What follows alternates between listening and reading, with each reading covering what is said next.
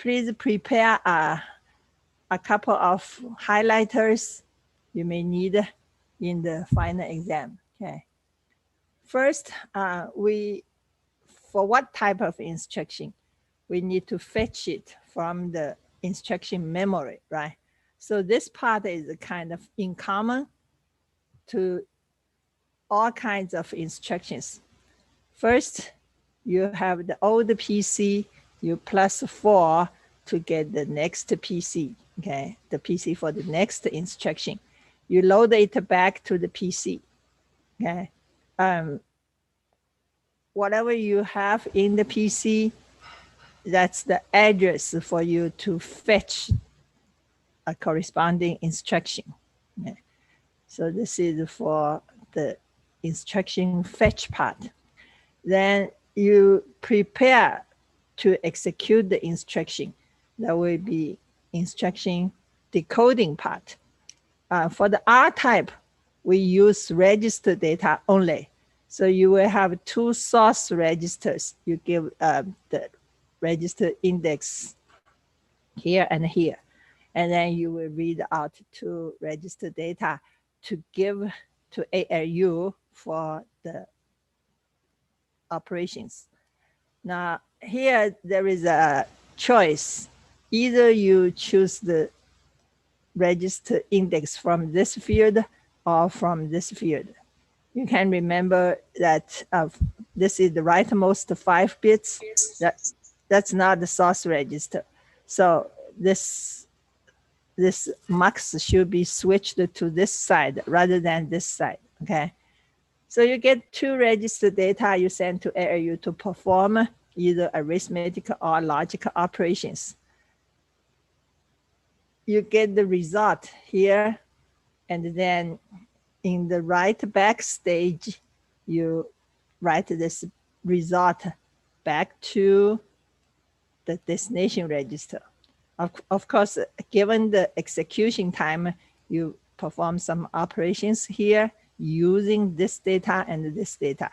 Now the result, I use the blue line to put it back into the destination register.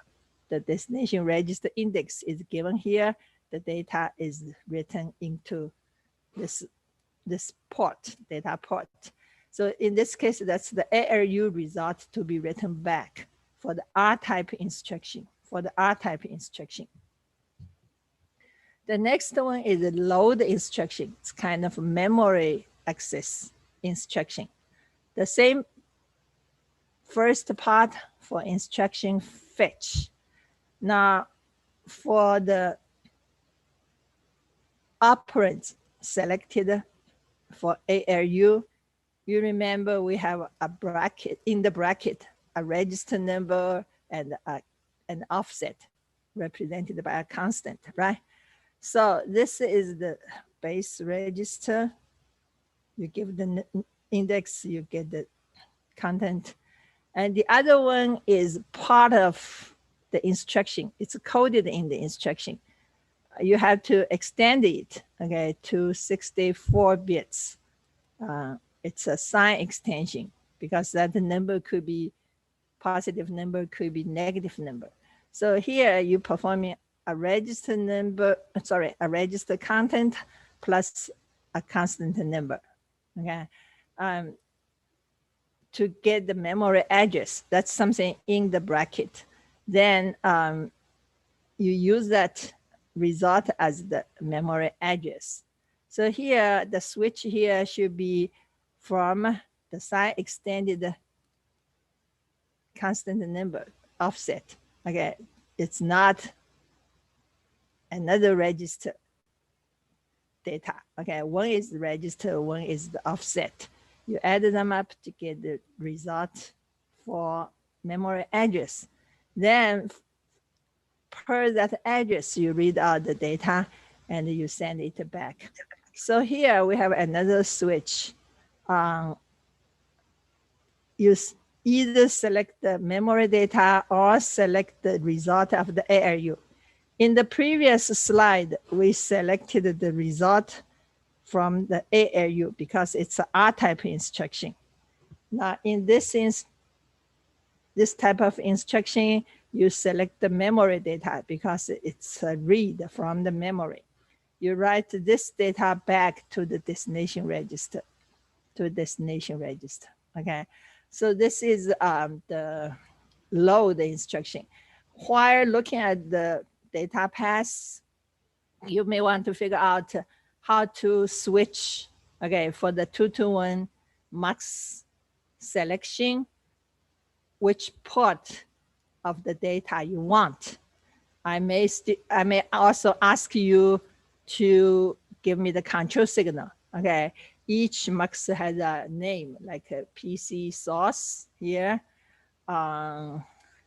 here memory to register, or ALU to register, right? ALU result to register.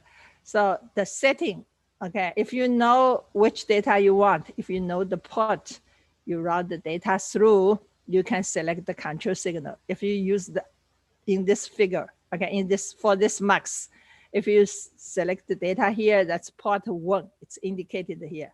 If you select the data from here, that's port 0. So for this control signal, you know to set it to 0 or set it to 1. Okay, same here, same here, same here. Okay, so look at the port, look at which data you want, and you can set the control signal. Okay, please pay attention to, sometimes the 0 port is up, the port 1 is down. Here port 1 is up, port 0 is down. Okay, you just look at the chart. I mean, that will be helpful for you to set the control signal. This is load.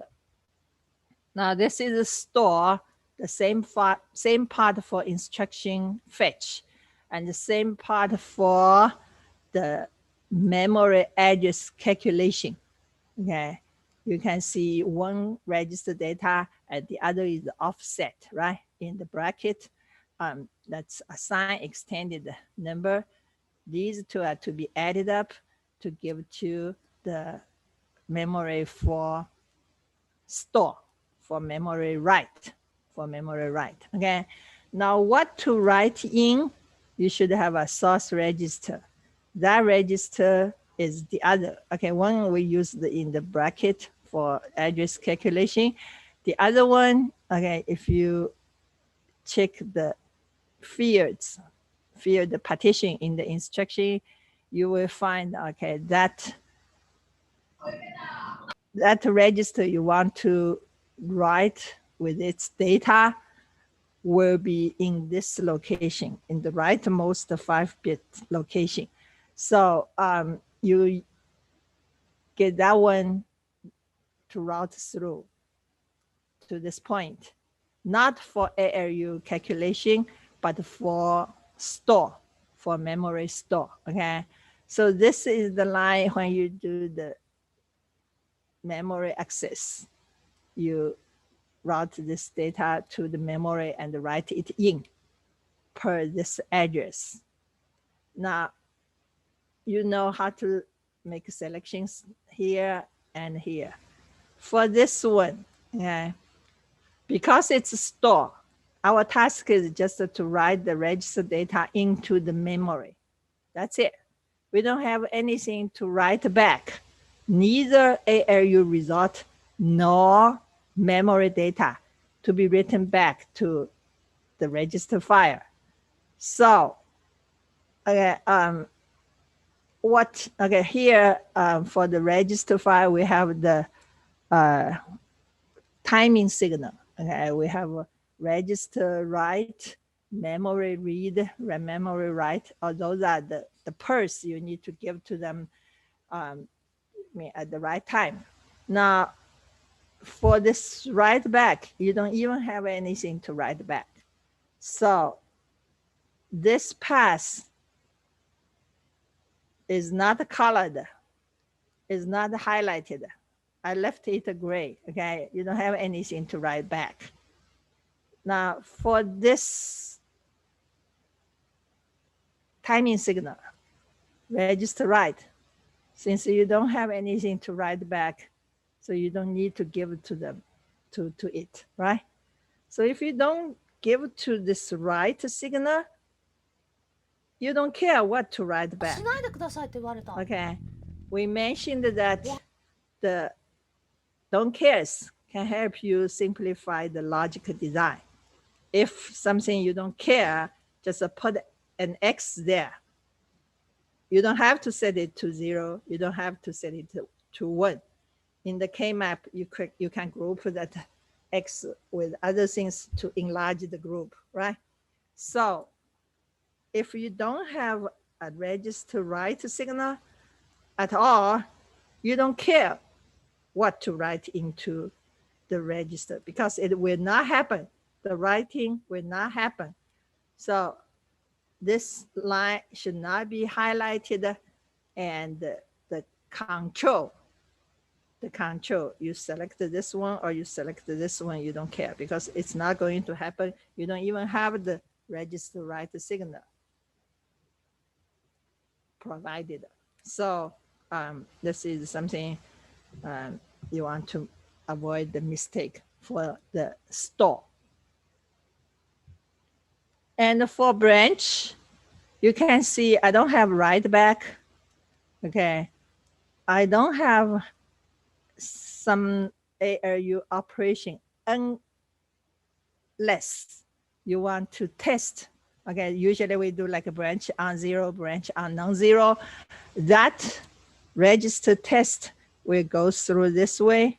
Okay, to get a flag, just to get a flag, 0 or not 0. Okay, so the main thing is for branch, the main thing is you select some address for the PC, okay. Now, if it is a branch instruction and this flag is satisfied, okay, 0 or non-zero, depending on the instruction, okay, then you get a 1 here. That 1, if the condition holds, you get a 1 here. That 1 will route this data through, okay?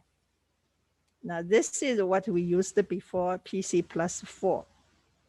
Old PC here, 4 here, PC plus 4 is here. Now, if it's a branch instruction and the condition holds, you don't select the PC plus 4. You select this one, okay? What is this one? It's all the PC plus some part, actually the address field coded in the instruction. I told you before, you have branch forward, branch backward in the units of number of instructions. Okay, so that is, you have a plus minus signed number here, and then before it was the number of instructions. Now here shifted left by 2 bit positions. That's multiplied by 4. So you change the number of instructions to the number of bytes. One instruction is 4 bytes long. You multiply by 4, you get how many bytes. Okay, based on the old PC, how many bytes forward or backward, you get the target address. And this target address will be routed to PC. So next instruction to fetch is no longer at the PC plus 4, but at the branch target address. So this is the selection here for the branch instruction, okay? And actually this is the main part, the colored, highlighted part. These are gray, okay? These you have nothing to worry about. So that's the instruction type and the corresponding active data path. Then we move to the pipeline, okay? There are 5 stages in our ARMS machine. We have the first stage called instruction fetch, second instruction decode, third execute, fourth memory, fifth write back. Okay, so this should be a clear picture on your mind. Now we need to put this on mind on the main unit in each stage. For example, here in EXALU is the main, plays the main role, okay? In memory stage, this data memory plays the main role, okay? And here is the instruction memory, IM. Here is the data memory, DM, okay? Here you fetch the data, you either read the data, say load, okay, for load instruction, or you store the data, say for store instruction, okay.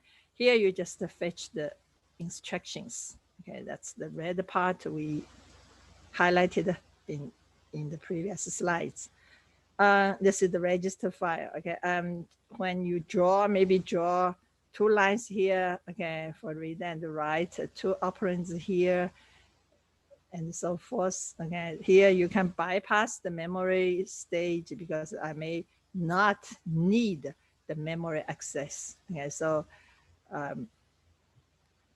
have a look at this picture, and it's kind of symbolized, visualize the representation of your pipeline, okay, and of the 5 stages in the pipeline. So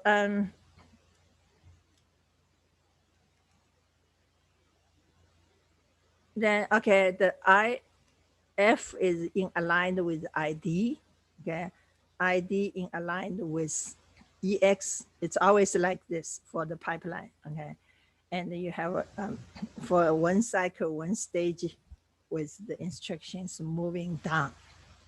Then we talked about first the data hazard, okay. One of the challenges implementing pipeline. To first, you need to recognize the data hazard.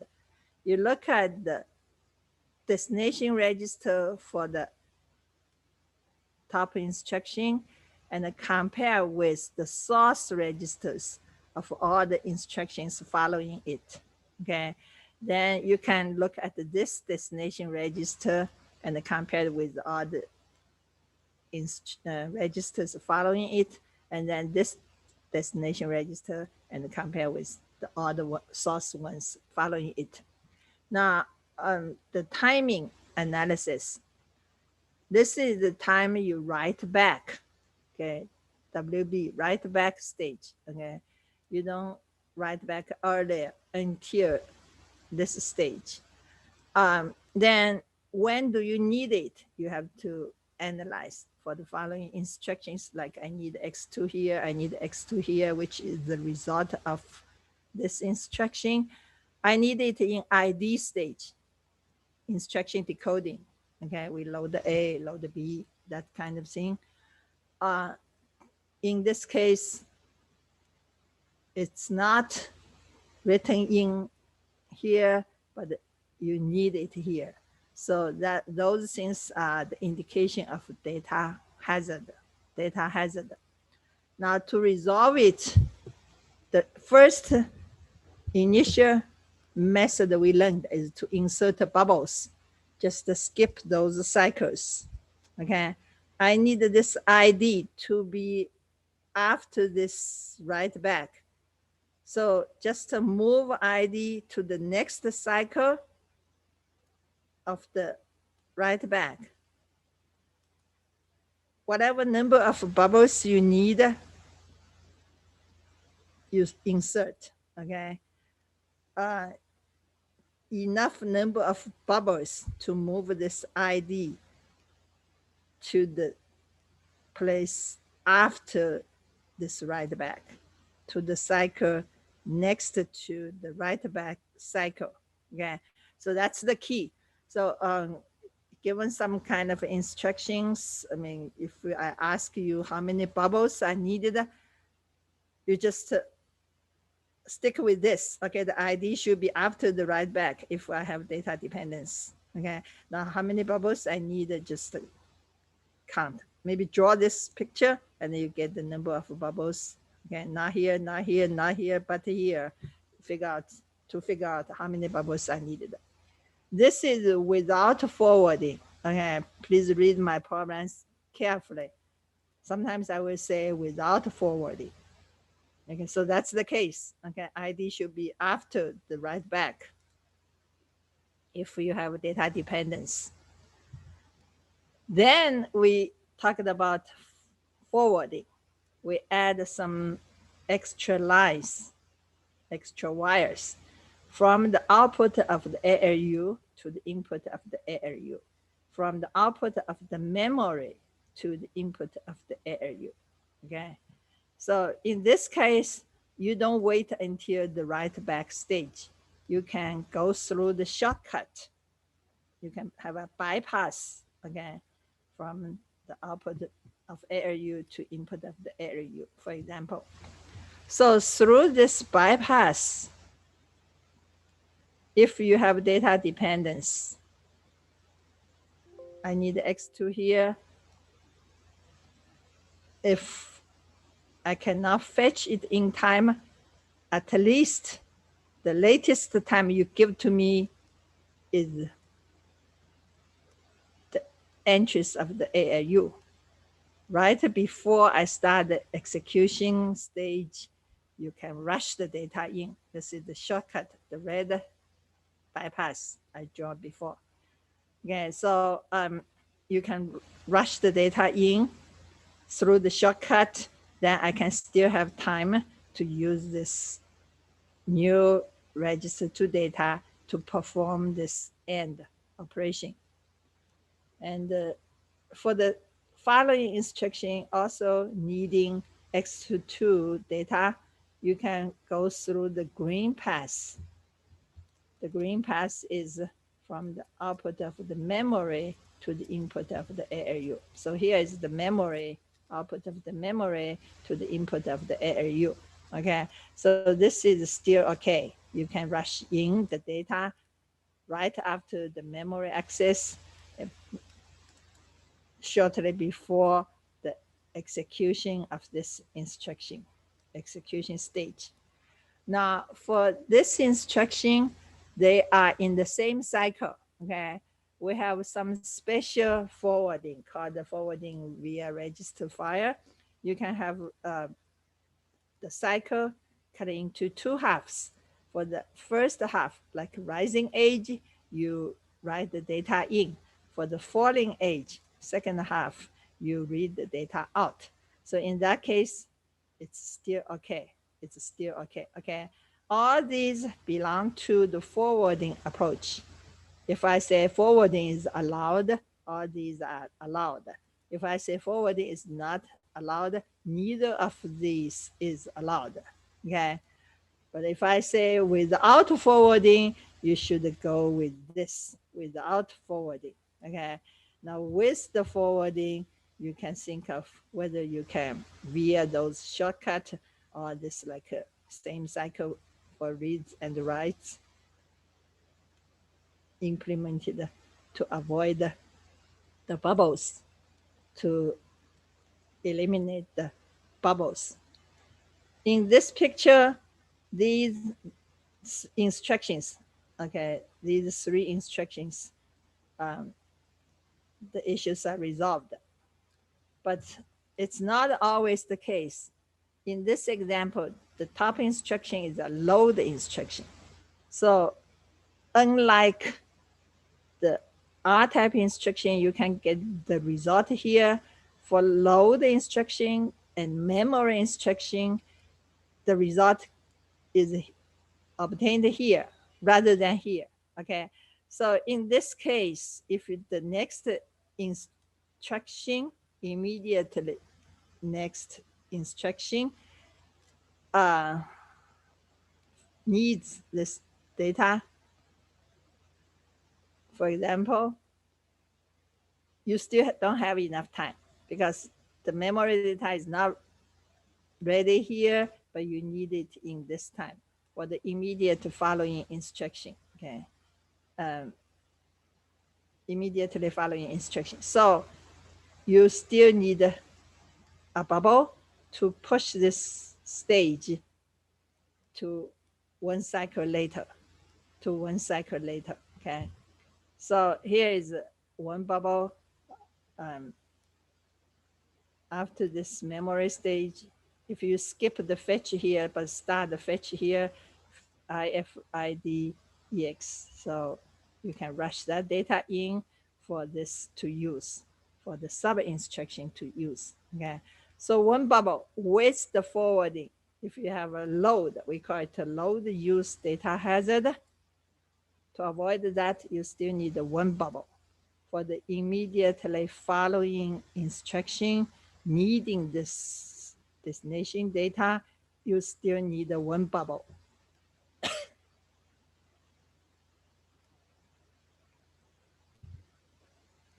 Okay, then we move to the control hazard. For the control, you can see in this stage, we have, as I mentioned, we have the flag for the registered content testing. And then we calculate the target address with this ALU. Now, if the condition holds and it's a branch instruction, then we will route the target address to the PC. Okay, so this is the routing of the calculated target address to the PC. So this is for the branch instruction. This is the third stage. This is the fourth stage. Okay, so after this stage, you know which instruction to fetch. You have a like instruction fetch, right? At the very beginning, per the PC content, you fetch one instruction. So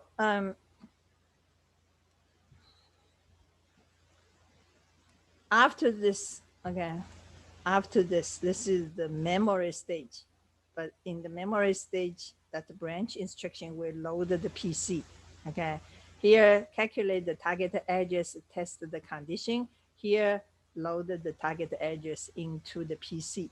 Then after this stage, you know what instruction to fetch.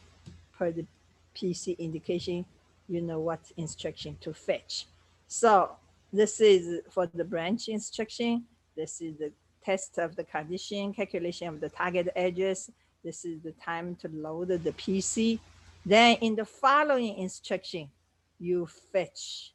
You know exactly what instruction to fetch, right?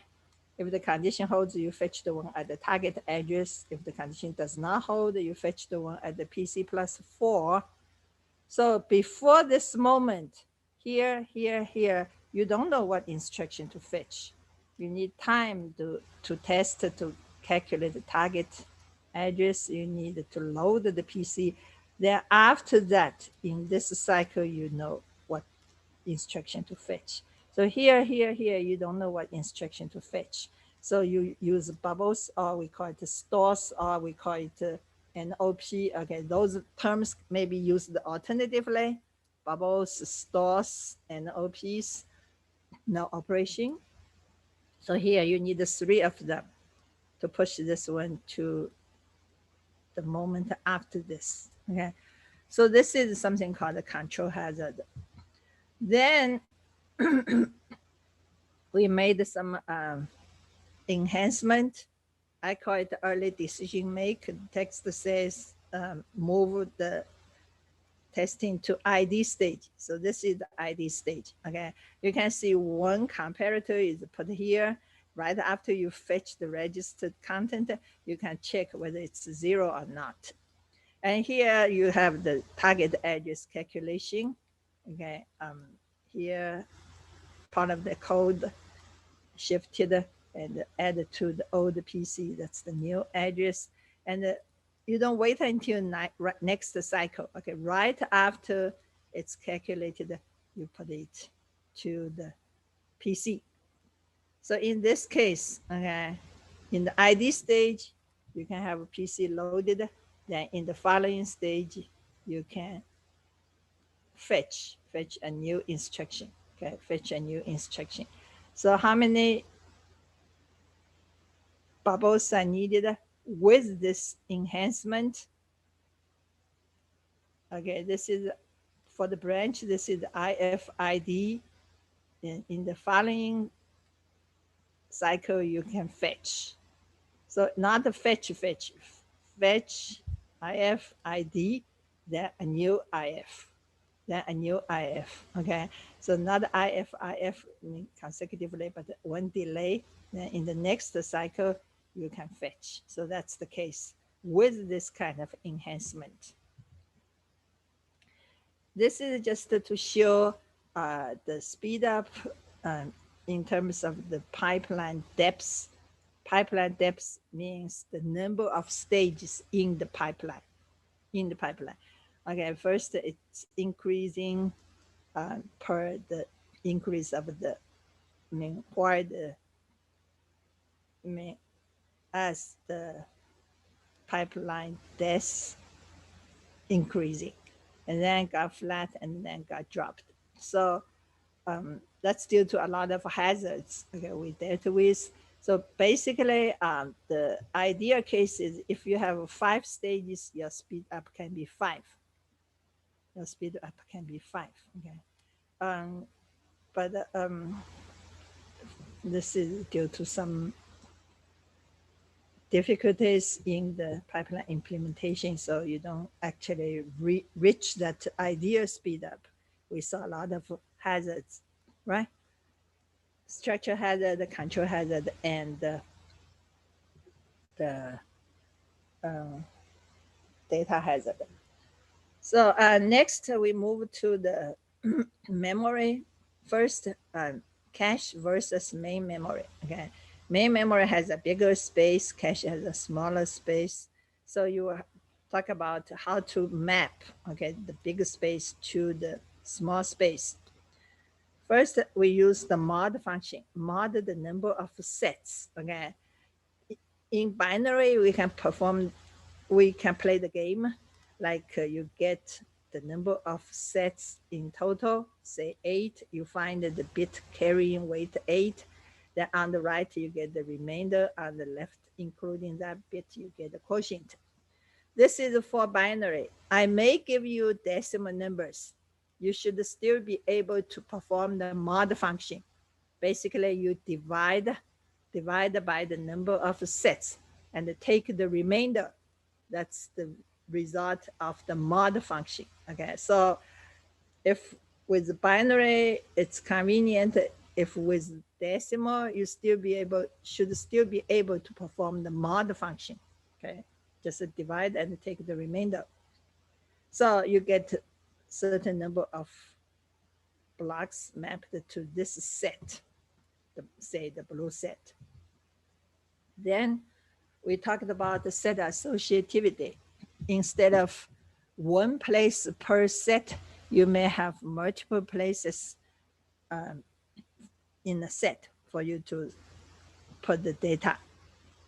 That's called n-way. If you have n places, then you have an n-way set associative. The one-way set associative is also called the direct map. You can also have a fully associative cache. That means all the blocks are in one set, a single set. Okay, that's said anywhere. You can put anywhere in that set. Now, after that, okay, I emphasized you should mod the number of sets. We started from this, okay, one set, one block. Here we have two blocks per set. 2 blocks per set. So together we have 4 sets if the total number of blocks remains the same. So in this case, you should mod 4. Here only one set, everything is in one set. So you mod 1. You mod 1, okay. This is the alternative picture. Here, one way, 1 block per set. Here, 2 way, 2 blocks per set. So you have 4 sets. Here, 4 way, 1, 2, 3, 4. 4 blocks per set. You have 2 sets. Okay, assuming the total number of blocks is the same here, here, and here. This one, all the 8 blocks are in one set. So 1, 2, 3, 4, 5, 6, 7, 8. 8 blocks in one set. So in the future, I may say we have an 8-block cache in 2 ways that associative. So you 8 blocks, right? In 2 ways that associative, you refer to this picture. In 4 ways that associative, then you refer to this picture. So a very clear picture on your mind. N way means n locations per set. Okay, then total number of sets. If whole block number is the same, then you figure out how many sets you have here, right? Blocks, number of blocks, 8. Okay, if I say 2-way, 8 divided by 2, I have 4 sets. If I say 4-way, 8 divided by 4, I have 2 sets, right? So this should be clear on your mind. Then I mentioned the hits and misses. Again, if the data is found in the cache, we have a hit. If the data is not in the cache, we have a miss. And then we have a hit rate, miss rate. Okay, here and here. And then we have a miss penalty, the extra time you need. Okay, hit time, usually we just don't count any extra.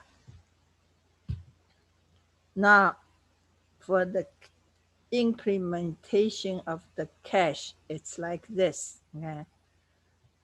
The address is given here. The mod function, okay, some people asked in the homework also, we may say we have a word address. Okay, those mod function is performed based on the word address or block address. That means these 2 bits are not there. These 2 bits are excluded. These 2 bits. Okay, so you look at to the left from here to the left. Yeah, so those are the edges you used to perform the mod function. Forget these 2 bits. Okay, these are byte offset, meaning the position of a byte inside a word. But from here to the left, you can say word address. Or if one word is 1 block, you can say block address. Okay, so based on this, we perform the mod function, right? We cut it here. Okay, these are remainders. These are quotients, right? So same thing. Okay, so just we start from here, we perform the mod function. Now these will give you, per the combination here, will give you a particular entry out of this many. Okay, out of this many. So all the ones with such kind of remainders are mapped to this entry. Then the remainders, those are lower order part, right, of the address. Now you want to make sure the higher order part is the same. Okay, if we are looking for some data with this kind of address. So we pull the tag out to compare with some data in the cache, okay, to compare with its tag. If these 2 tags are the same, that means higher order parts are the same. So lower order parts, you check the higher order parts are the same, so you get the data you want, right? So here, 2 relationships, okay? Per the number of bits here, you can find how many entries, how many lines are here. 10 bits, 2 to 10, that's 1024, okay? So n bits in general, 2 to n entries are here, okay? Then this is the tag bits. Tag bits you can, if you are not given directly, you can find from this relationship. All those add up to 64, right? Deduct these two, deduct the number of bits here, you get the number of bits here. Okay, so if this is 2, for sure, given this, you should know this. Given this, you should know this. It's a simple subtraction, right? From 64, you minus this, you get this. Okay, so you know the how many bits are in the tag and how many entries are here. Okay.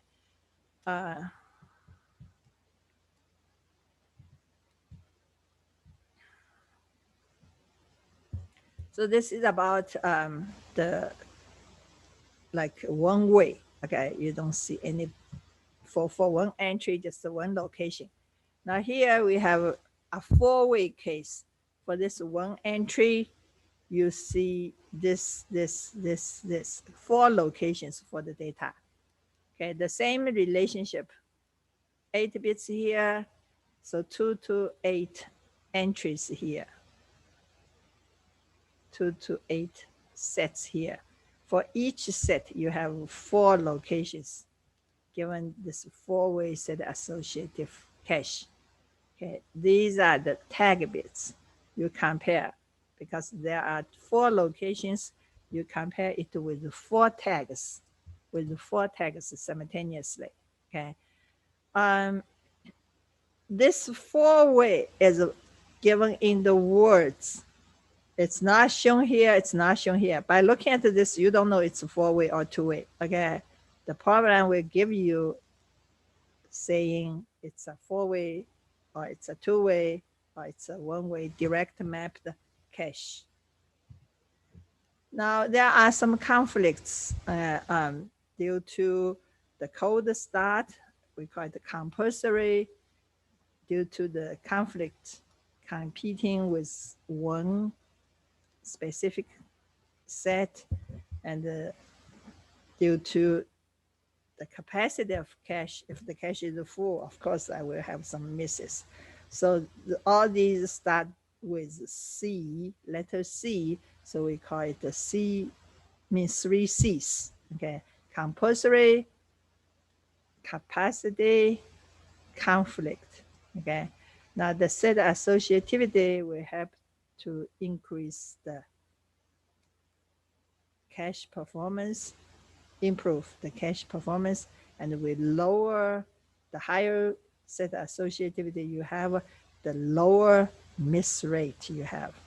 Okay, 2-way is better than 1-way, 4-way is better than 2-way, and so forth. Now come to the hard part. Usually this is the hard part. Okay, I don't know why, because I think it's very simple. But you're asked to find the number of bits, for example, to build this cache. Just have the number of lines here and what's inside each line. So this number multiplied by this number, that's it. Okay, so this number, how many lines you have? Given n bits here, you have 2 to n lines, 2 to n entries here. What's inside in one entry? Per entry, 1 valid bit and some tag bits and some data bits. Okay, for the data bits, you may listen like 1 word per block or 2 words per block or 4 words per block. So you know how the big size, the word size here. Okay, the tag bits I mentioned, okay, they add up to 64. You deduct these 2, deduct this n. So minus n minus 2 from 64, you get the tag bits. So this is the formula, okay? Now, if I give you the total number of entries, you know how many are here? Can you figure out the bits here? From here to here, 2 to n. From here to here, take the log function, right? From here to here, that's power of 2. Go back. If I know the power of 2, I want to figure out how many bits here. I take the log of this many, so you get how many bits here. Okay, now this 64 is the total. Okay, minus this part, minus 2, you get this part, how many bits in the tag. This is for one way. Okay, you see only one place for this, say, gray entry. If you have 4-way, same thing. Okay, 2 to this many bits, you get total number of lines or total number of entries. What's inside the one entry? Sorry, this is not 4-way. Okay, this is still 1-way, but with a bigger data size. We have 4 words here. 4 words here. Okay, still one location. You see one tag. Okay, now for these 4 words, I need some bits to index them.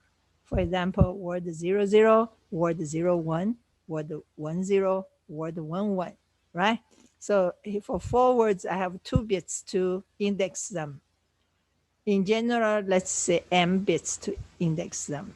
Okay, so per entry, per line, you still have 1 valid bit, 1 tag. Okay, we are still in direct mapped 1-way set associative cache. So 1 valid bit, 1 tag, 1 data item. Now, how big is the data item? I have 4 words now. In general, if you have m bits here, I have 2 to m words.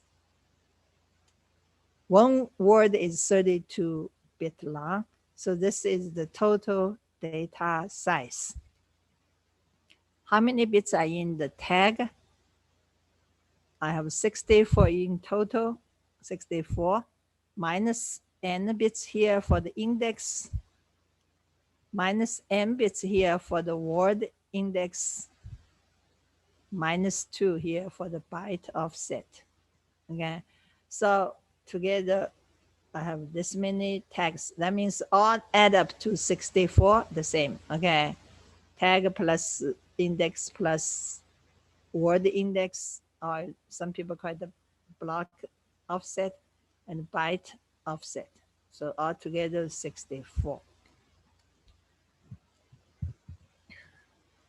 Now, usually the cache size is given by the data size. How many words we can hold or how many bytes we can hold in total. If I give you 4K byte cache, for example, 4K words, say, for this 4-way, you can figure how many words here, right? Together 4K, I have 4-way, so 1K per way, right? 1K here, if you take the log, you get how many bits are here, right? So usually the cache size, they give you how many in total. Then if you hear 4-way, you divide by 4. If you hear 2-way, you divide by 2. So you get how many blocks here for one bank. Then that number, if you take the log, you get this number, right? You get the bits in the index. Okay. This is still the tag total minus this, you get this.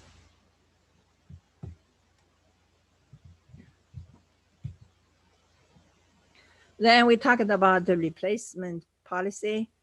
If the cache is full, you bring something in, you want to replace one, which one to select? One policy is random. You can pick whatever randomly. Here, least recently used one to be replaced. Then we practiced in class with the memory accesses to this kind of reference sequence. Okay. If you are given such kind of a problem in the test, you need to do one by one. Okay. Be patient. Some people just wanted to jump. You may be asked, for example, to get the hit ratio or miss ratio, whatever. How do you know that? You have to find out for each one, it's a miss or it's a hit. Then you get the hits over total or miss over total. You get the rate. So be patient, please, step by step, making sure every miss or hit, you get the right judgment. Okay, if you get a one wrong, your final, the rate will be wrong.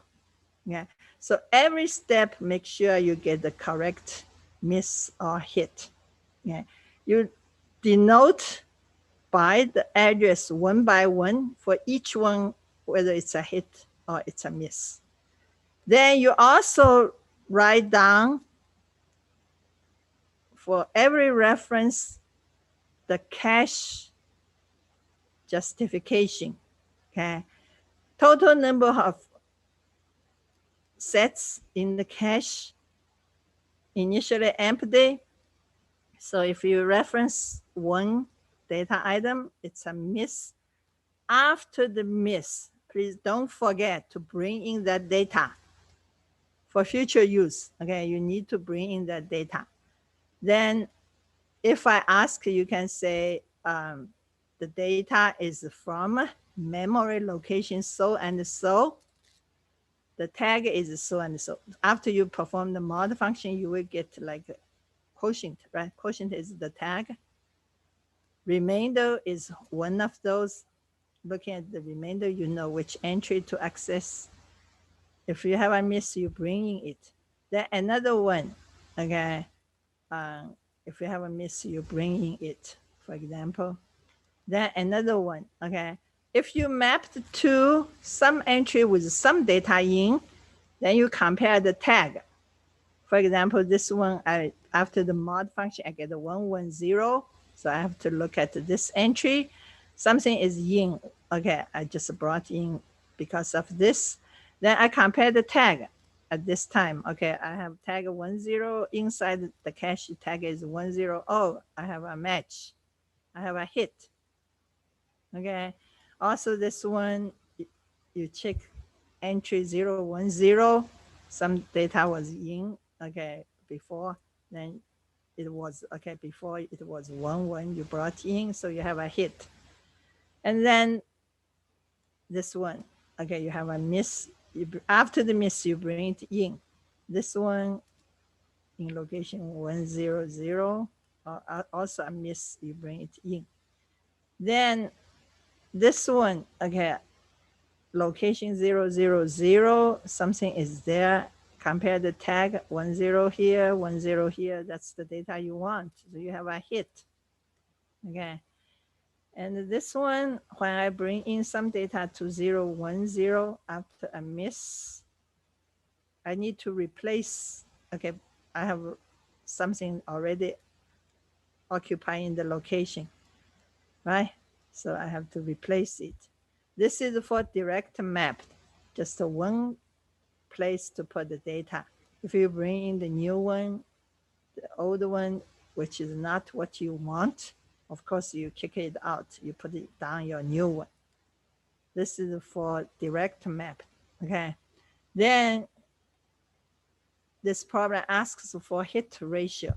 Again, if I ask for hit ratio, don't give me the miss ratio. If I ask for miss ratio, please do not give me the hit ratio. Okay.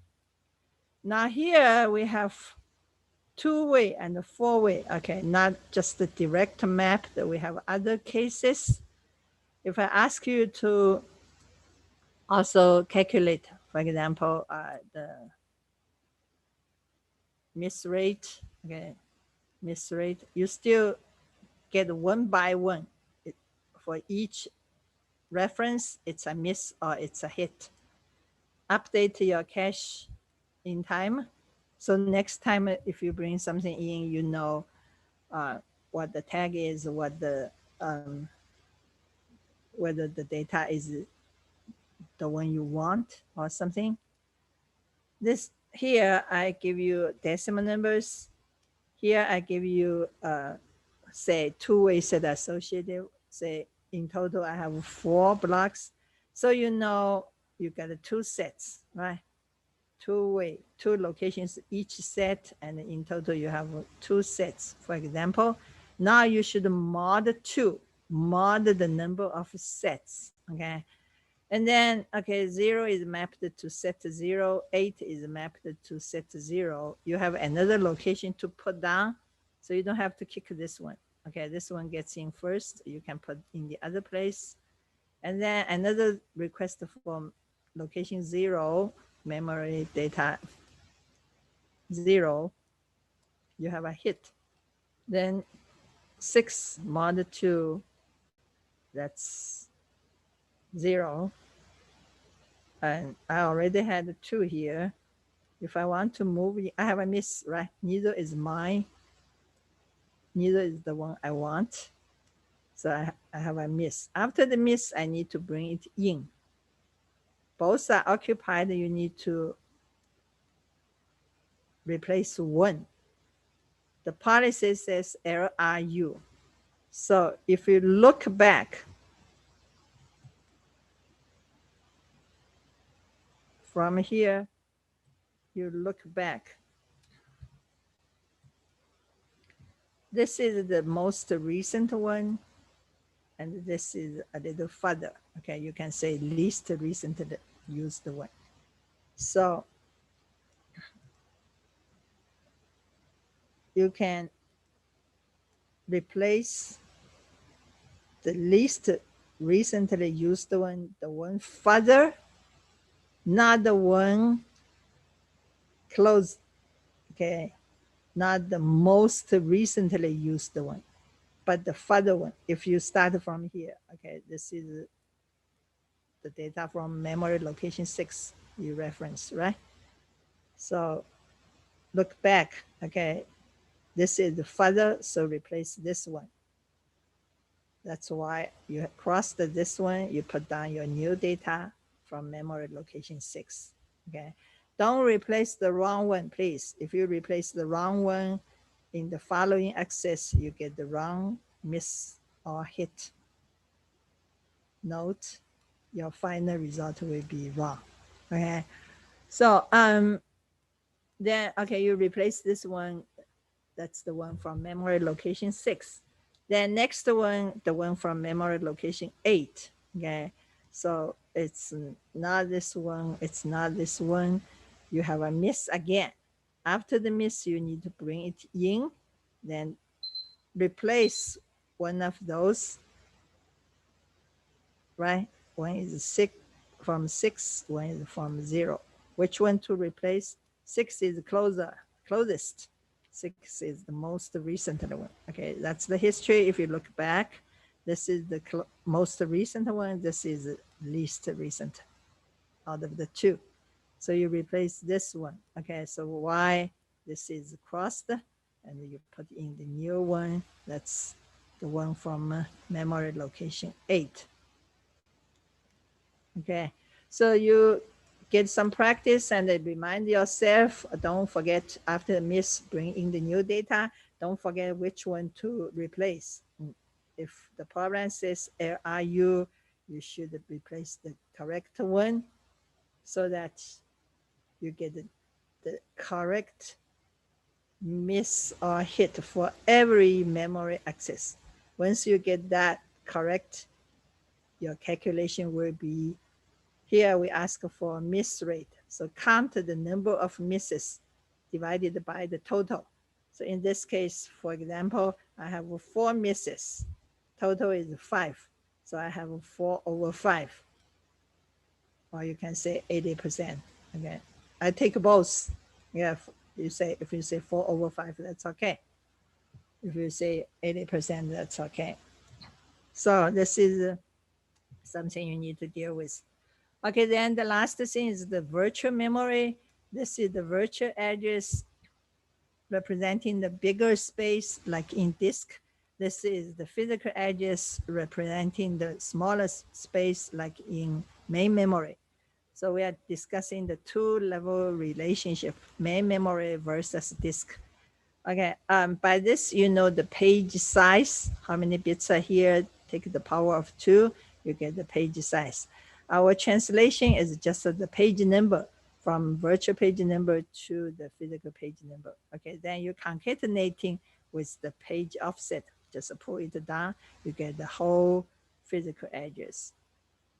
This is virtual address, this is the physical address. Then we have a page fault. Now, before we talked about cache miss.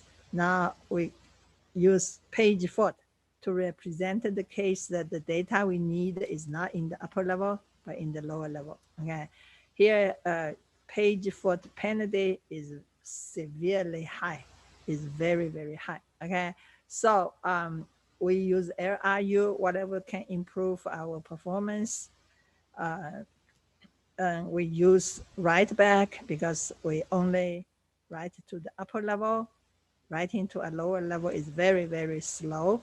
Okay, and we use fully associative, fully associative. Page table is something to translate, is in this position, okay, to translate the virtual page number to the physical page number. So you get, by the virtual page number, you find one entry in the table. You do table lookup, okay, by the virtual address. And then you read from the table the physical address, physical page number, okay?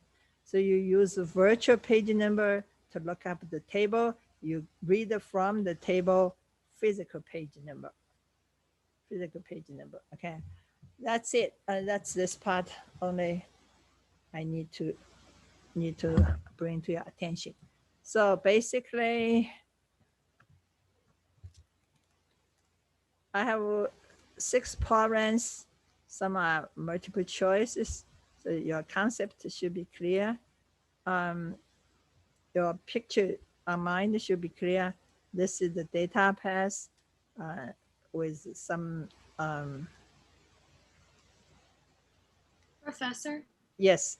On the exam, do you want us to print out that diagram for the exam so we can highlight it, or how are we going to do that?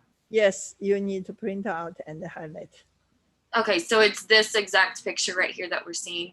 Yeah. That we need to print. Yeah. Okay, thank you. Welcome. So out of this picture, I can ask for this type of the instructions, this type of the instructions, this type of the instructions. Okay, you need to know for each. You don't know what I will test, right? So, you need to be prepared for each type. You understand, okay, which data passes are highlight active, so you can highlight the correct one. Okay, so R type memory mean loads and stores separately and branches. Okay, then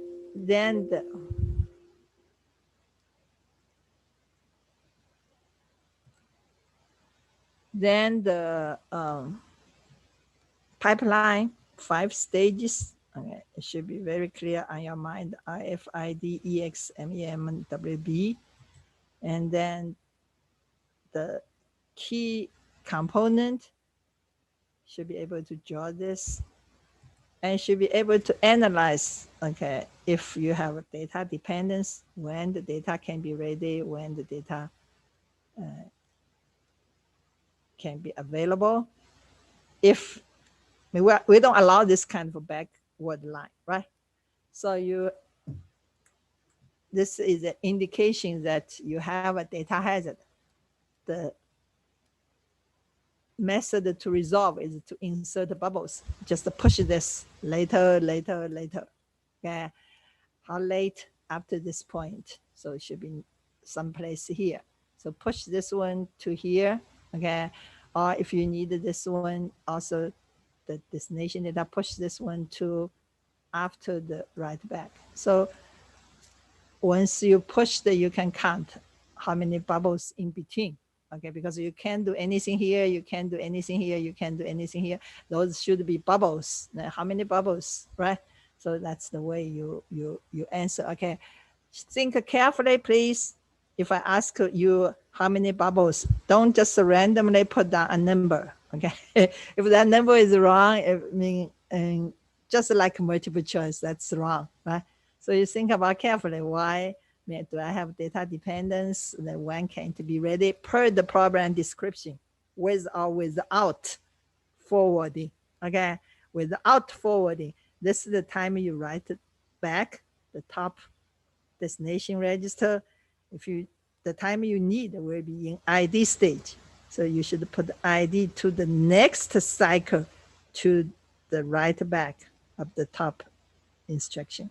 Okay. Next cycle to this. Okay.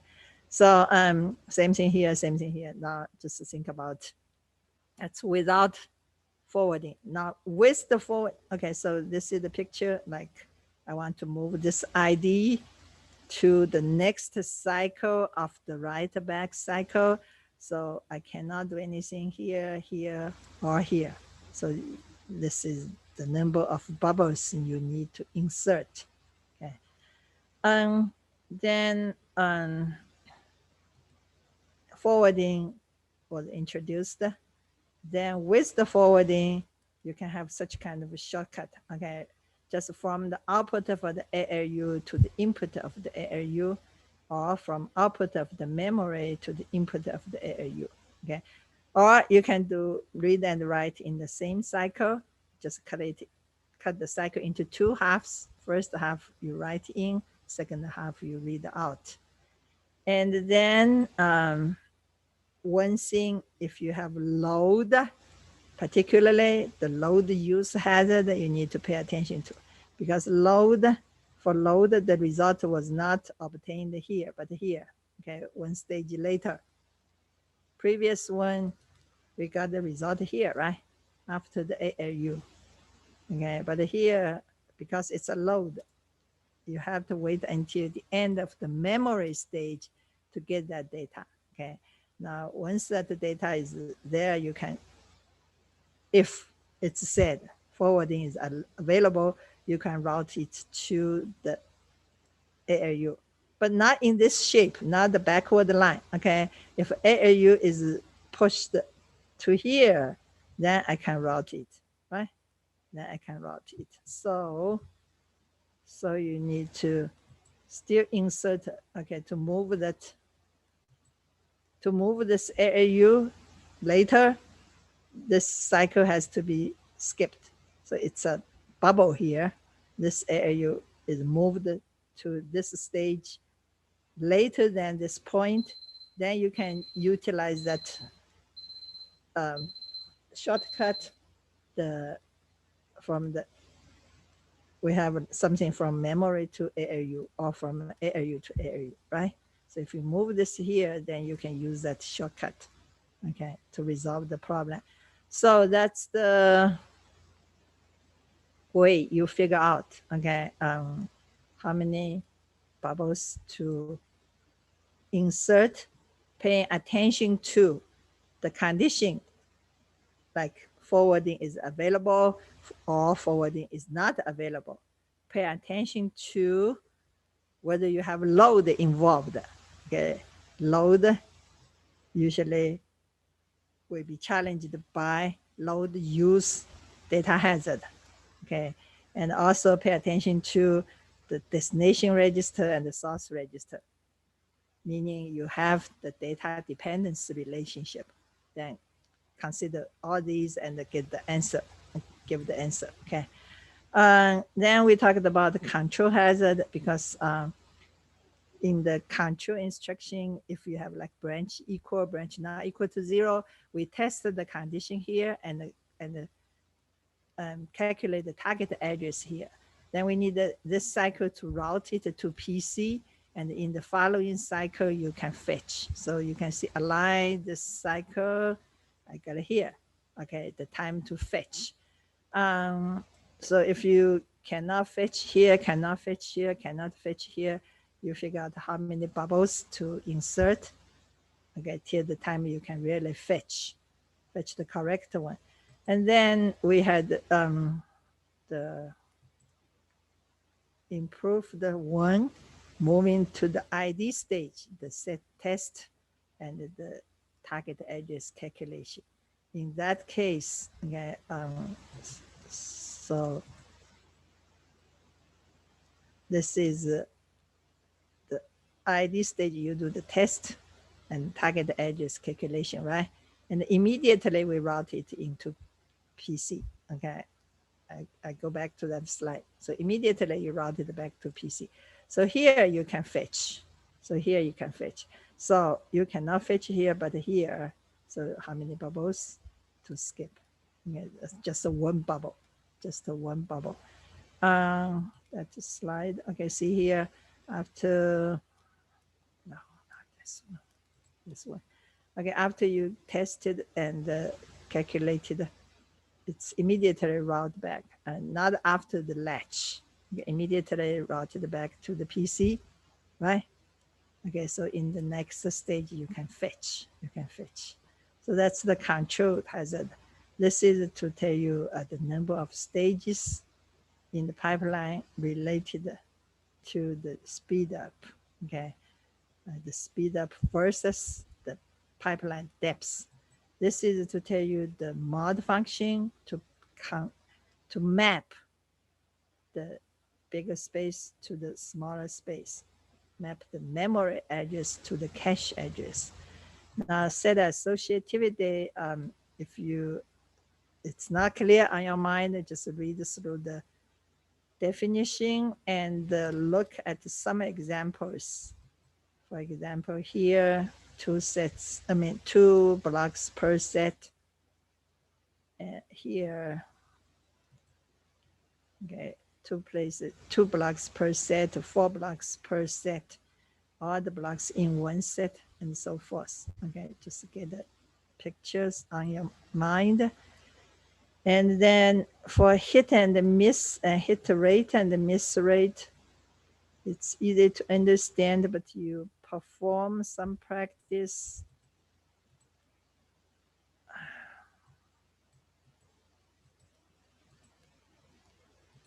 Like this. Okay, perform some practice like this.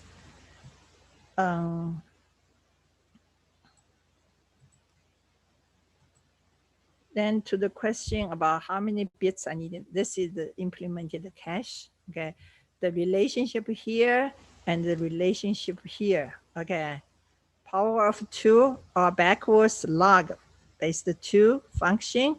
This is just addition, all the bits added up to 64. So 2 relationships, okay? Given some part, you can figure out the other part because all add up to 64.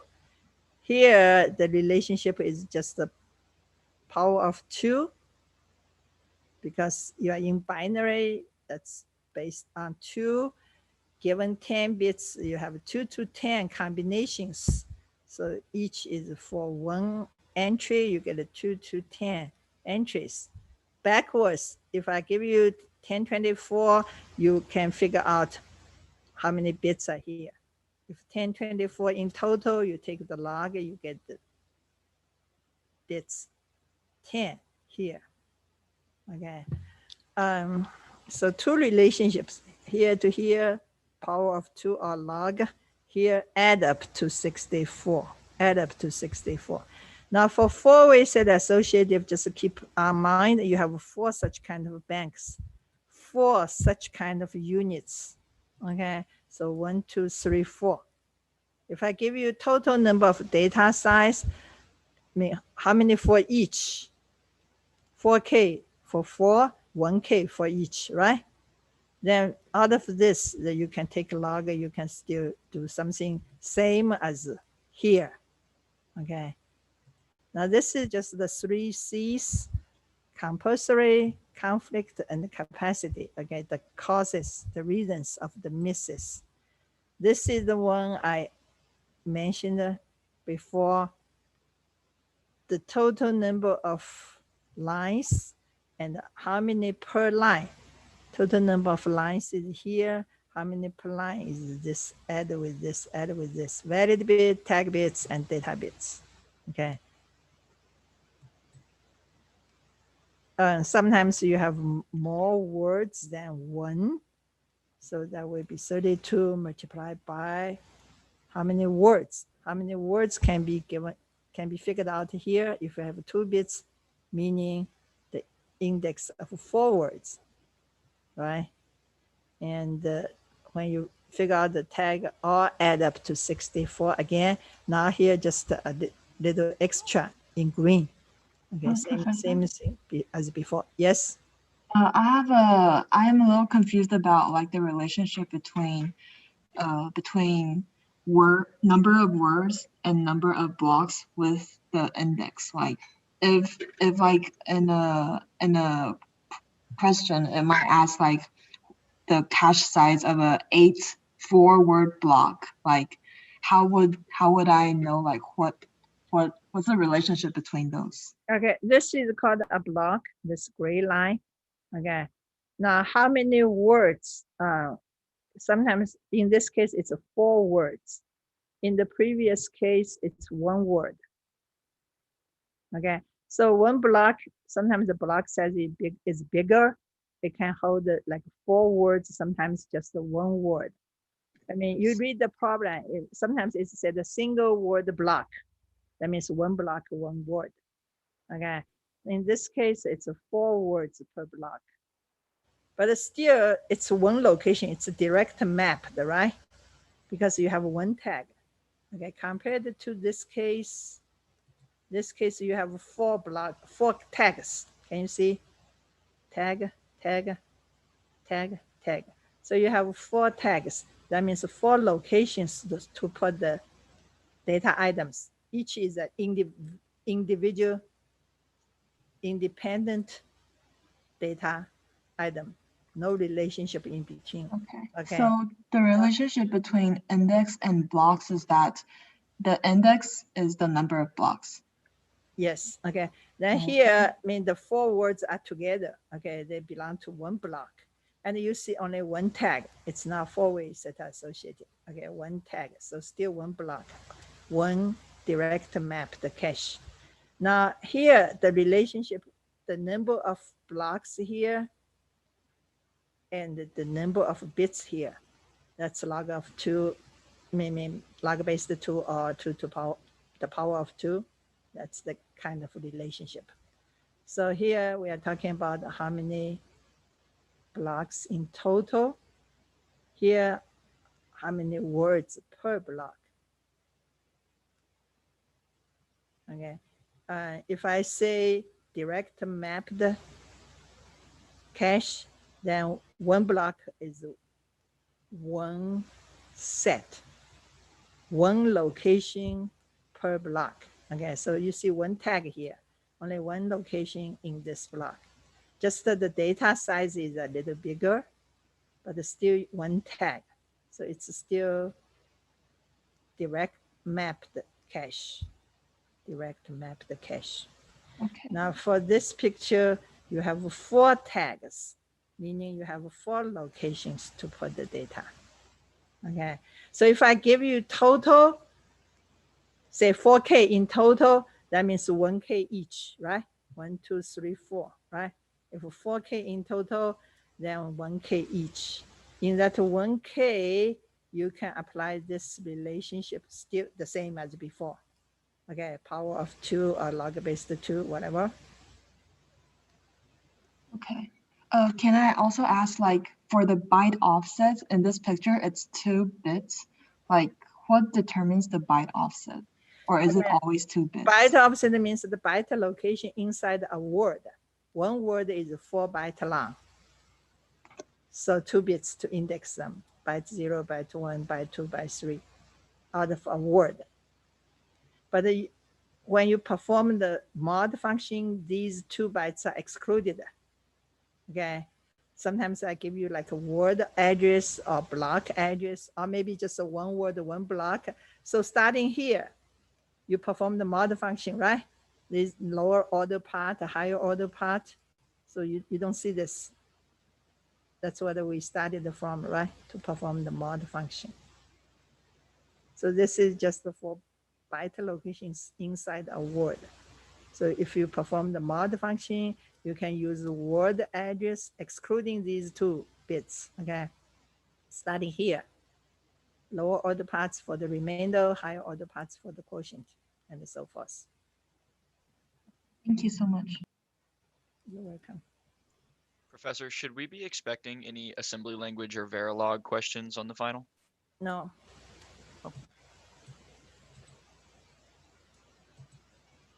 Okay, and then the RRU, the replacement policy, replace the one that hasn't been used for the longest time. Okay, the most recent one should be kept.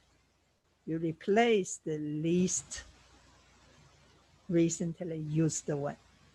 Okay, and this one just one by one trace. You have a hit. You just after mod function, you look at particular set. If that set is empty, of course you have a miss. If that set is occupied by something, you compare the tag. If that tag is not the tag you want, you still have a miss, right?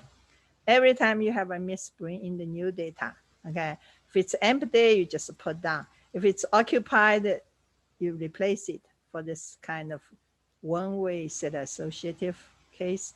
You replace it and put down the new one.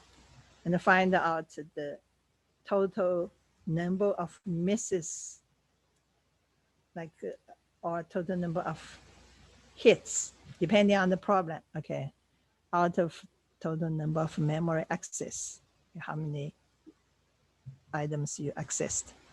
Okay, and this is regarding the referred to the replacement. Okay, you can practice on. This is just the virtual memory virtual address translation to physical address, and something about a concept like page table, page fault, and so forth. Okay, any more questions? I have a few really quick questions actually. So since TLB wasn't on this review, could we not expect questions about it on the exam? Okay, for now, if you're out of time, just you can skip that. Okay, and then is this test cumulative but with a focus on this stuff, or is it only going to be this stuff? I said starting from the content after the midterm. So if your cumulative means whether the first half included, my answer is no. Knowledge-wise, maybe you still need, okay, for example, the partition of instructions, which register like RM, RN is in what bit position, whatever, because that matters when you figure out the selection for Maxis, for example, then you can refer to the previous one, knowledge-wise. But basically, it's after the midterm. And these are what I reviewed today is the emphasis, the part, okay, is the focus, the part you must know. Okay, I mean, maybe a little bit extended that I cannot guarantee, but first get these, okay, the contents covered by these slides clear on your mind, okay. I won't test everything, but these are the most important things. If you don't have time to review other details, but at least these should be covered. Professor, thank you very much. Welcome. Sorry, Professor, I sent you an email earlier today. I just wanted to make sure that you got it. Not yet. I haven't checked the emails yet. This morning I was still working on the problem, I mean, to refine the problems. So what is your email, basically? I just had a few questions about the homework that I wanted to clarify with you. Oh, okay. I can look at, let me see, homework due time is Is it tonight, right? Midnight tonight? Yes. Okay, right after the class, I have a meeting. After the meeting, I have another class. So I'm not, I won't be very early, okay, to look at your programs. I try my best to reply. Mhm. Okay, thank you. Welcome. Professor, Professor, oh, sorry, you got it. can you go back to the control hazard slide, please? Control.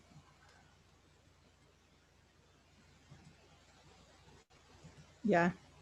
So I have a question. Why you add a 3 star in this problem? Why 3 stars? Okay.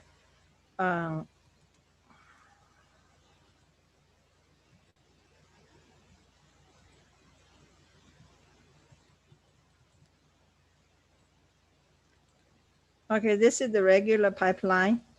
For the branch instruction, you do testing here, and you do target address calculation here. And then you see after the latch in the next cycle, you load this target address back to PC, right? So after that, you can fetch the instruction per that PC. So this is the time for testing and the calculation. This is the time for load the PC. In the next cycle, you know what instruction to fetch, right? Yes. Okay. Now for the top instruction, this is the time to test. This time you load the PC. This is the time you can fetch. So you look down here. This is the fetch. Correct fetch you can perform, right? So not here, not here, not here. Because it's too early to fetch. I don't know whether the condition holds or not. I don't know what the target address is, right? So cannot be here, cannot be here, cannot be here, but here. Why? Because I need time to test and calculate. I need time to load the PC. Then in this cycle, I can fetch. Okay, because I saw like in previous problem, like because for example, like you add x2, x2, x1, x12, for example, and then like for the second one, you do subtract x12, x2. So it's like you have the memory hazard and you use the without forwarding. So you need to add purple for that. I understand that. But for this one, you use x1. And for the second one, you do add. Okay, now we are talking about 2 types of hazard here. The previous one you do add sub, those are data hazard. You wait for the data to continue, right? Here, because the branch is involved, so we need to decide which instruction to fetch. The first step, the instruction fetch, is a problem because you have to test the condition and you calculate the target address. If the condition holds, you use that target address, otherwise PC+4, to be the address to fetch the instruction. So here we are talking about which instruction to fetch. In the first step, you face that problem, okay? So that's the control hazard. It's not data hazard. It's not because of this X1. It's because I don't know what the instruction to fetch. Okay, I understand now. Yeah, I was confused between data and control hazard. Yeah, those are data hazard. Here we are talking about control hazard. Control hazard is the matter of which instruction to fetch. Because you have a condition test, you have target address calculation. My first step for the following instructions is a problem. I don't know which one to fetch, here, here, or here, right? Yes. But here, until you have condition tested, target address calculated, and then loaded into PC, then I know which instruction to fetch. So the first step, the instruction fetch, is a problem here. Yes. Not because this X1. Okay, thank you. Thank you. Mm-hmm. Yeah, I heard another voice, another question just now. Oh, I was just gonna ask, would it be possible to have homework solutions released? Because I feel like that might be helpful to study for the final. It will be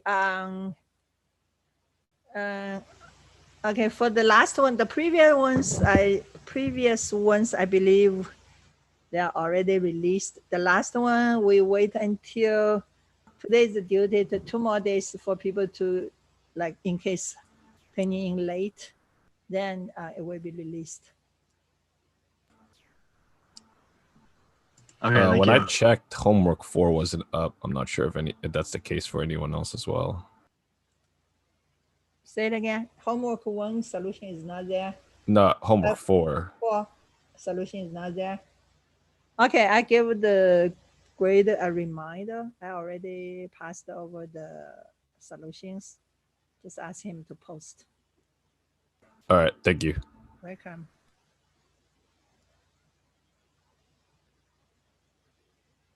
Okay, if no question, I can leave and for my meeting next. Do you think possibly I could speak with you for like 10 minutes? I just have a couple of questions regarding the final and homework 1, maybe later when you're done with everything.